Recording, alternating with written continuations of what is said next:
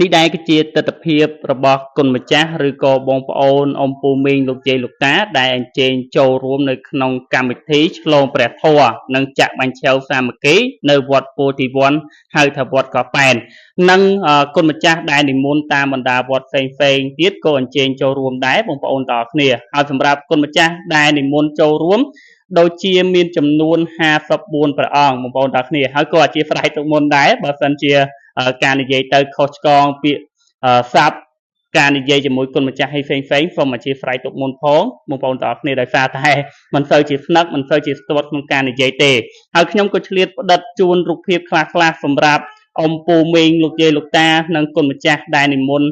នឹងអញ្ជើញចូលរួមនៅក្នុងកម្មវិធីចាក់បាញ់ឆែវសាមគ្គីនិងឆ្លងព្រះធម៌នៅវត្តពោធិវ័នហៅថាវត្តកោះប៉ែននឹងបងប្អូនទាំងអស់គ្នាហើយសម្រាប់ពុទ្ធបរិស័ទលោកយាយលោកតាអ៊ំពូមីងគឺអញ្ជើញចូលរួមច្រើនមែនតើបងប្អូនទាំងអស់គ្នាអញ្ចឹងសម្រាប់កម្មវិធីឆ្លៀតពេលដែលទំនេរពីលក់តិចតិចអញ្ចឹងក៏ឆ្លៀតមកផ្តិតរូបភាពឲ្យបងប្អូនទាំងអស់គ្នាបានទស្សនាអញ្ចឹងសម្រាប់អ៊ំពូមីងលោកយាយលោកតាដែលអញ្ជើញចូលរួមហើយកុំភ្លេច comment ឬដាក់សញ្ញាសោកមួយផងឲ្យបានដឹងថាឃើញរូបខ្លួនឯងនៅក្នុងកម្មវិធីបងប្អូនទាំងគ្នាហើយនេះដែរគឺជាទស្សនវិជ្ជារបស់អ៊ំអ៊ីដែលគាត់កំពុងតែចាក់បាញ់ឆែវបងប្អូនទាំងគ្នាដោយសារតែបាញ់ឆែវគឺចាក់ពេលព្រឹករៀងច្រើនប៉ុន្តែខ្ញុំទៅអត់ទាន់ទេហើយសម្រាប់ពេលម៉ោង 8 9 នេះគឺចាក់ម្សាទៀតអញ្ចឹងទៅបងប្អូនទាំងគ្នាដោយសារតែខ្ញុំទៅរៀងថ្ងៃអញ្ចឹងណាហើយសម្រាប់អញឆែវគឺចាក់ច្រើនហើយចែគឺពេលដែលដាក់កាមេរ៉ាទៅគាត់រៀងអៀនកាមេរ៉ាគាត់ចាក់បាញ់ឆែវលេងត្រូវហើយបងប្អូនទាំងគ្នាអញ្ចឹង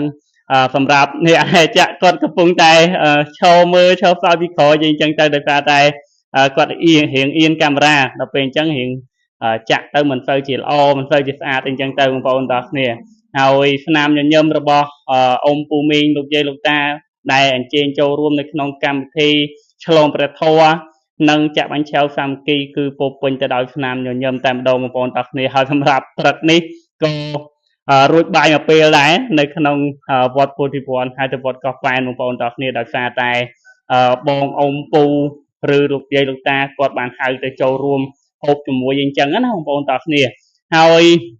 សកម្មភាពគឺខ្ញុំថតមិនទាំងអស់ប៉ុន្មានទេបងប្អូនថតកាត់ទេហើយ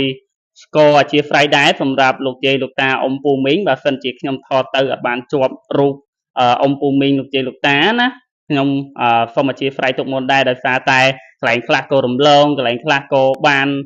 សពជ្រុងជ្រោយអញ្ចឹងទៅហើយក៏ឆ្លៀតថតដដែលទៅលក់ដដែលដែរបងប្អូនទាំងអស់គ្នាអញ្ចឹងមានតែឆ្លៀតបង្ហាញឲ្យបងប្អូនទាំងអស់គ្នាបានទស្សនាហើយបងប្អូនទាំងអស់គ្នានៅតែប្រហែលថ្ងៃនេះទៀតយើងដល់រដូវវេនបិណ្ឌហើយបងប្អូនទាំងអស់គ្នាហើយសម្រាប់បងប្អូនទាំងអស់គ្នាមានគម្រោងថាទៅប្រហែលវត្តដែរហើយអ្នកដែលមានគម្រោងប្រហែលជួយ comment ម្នាក់មួយផងបងប្អូនហើយសម្រាប់បងប្អូនទាំងអស់គ្នាដែលអញ្ជើញមកវត្តពោធិវ័នហើយវត្តកោះប៉ែនគឺមកកុំភ្លេចងាកមកខាងមុខវត្តផងគឺខ្ញុំលក់កាហ្វេនៅមុខហ្នឹងបងប្អូនទាំងអស់គ្នាអញ្ចឹងជួយគ្រប់គ្រងផងបងប្អូនទាំងអស់គ្នាខ្ញុំអាចមានជាកាហ្វេឬក៏មានជាកៅអៅអីផ្សេងទៅសម្រាប់ដាក់លក់បន្តិចបន្តួចទៅមុខហ្នឹងអីចឹងណាបងប្អូនទាំងអស់គ្នាអញ្ចឹងបានមកហើយកុំភ្លេចផងហើយសម្រាប់បងប្អូនទាំងអស់គ្នាដែលគៀកនឹងរដូវបិណ្ឌជុំក៏ជូនពរឲ្យបងប្អូនទាំងអស់គ្នាជួបតែសុខសប្បាយហើយការធ្វើដំណើរទៅតាមវត្តអារាមនីមួយឬរាល់ការធ្វើដំណើរទៅតាមគេដ្ឋានរបស់បងប្អូនពេលដែលមក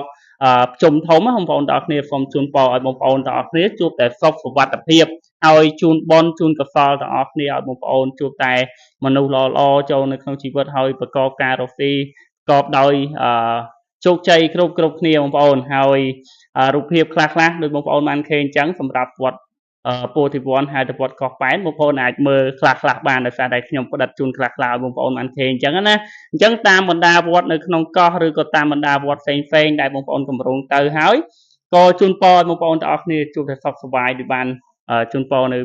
ពាក្យកណ្ដាលវីដេអូនឹងបងប្អូនទាំងអស់គ្នាហើយក៏អធិស្ឋានរាល់ការនិយាយទៅខ្វះខាតឬក៏ខុសឆ្គងត្រង់ណាមិនសមរម្យឬក៏ស្ដាប់ទៅមិនសូវជាពីរោះស្ដាប់អីក៏សូមអធិស្ឋានផងបងប្អូនទាំងអស់គ្នាអញ្ចឹងក៏អរគុណច្រើនបងប្អូនទាំងអស់គ្នាសម្រាប់ទស្សនាវីដេអូហើយក៏អរគុណច្រើនសូមគោរពជំរាបលាហើយកុំភ្លេច like share និង follow ខ្ញុំបាទម្នាក់មួយផងបងប្អូនទាំងអស់គ្នាគោរពជំរាបលា